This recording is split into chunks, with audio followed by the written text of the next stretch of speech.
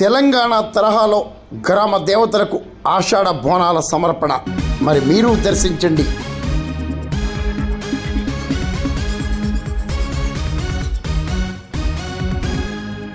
కాకినాడ జిల్లా పెదపూడి మండలం పెదపూడిలో గ్రామ దేవతలకు తెలంగాణ తరహాలో ఆషాఢ బోనాల సమర్పణ వేడుకలు కోలాహలంగా జరిగాయి.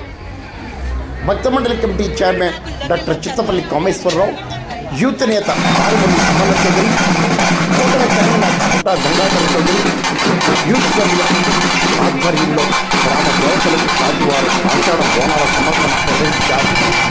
మహాలక్ష్మీదేవి ఆలయం నుండి బండమ్మ తల్లి ఆలయం వరకు ఆధ్యాత్మిక శోభాయాత్ర ఘనంగా జరిగింది.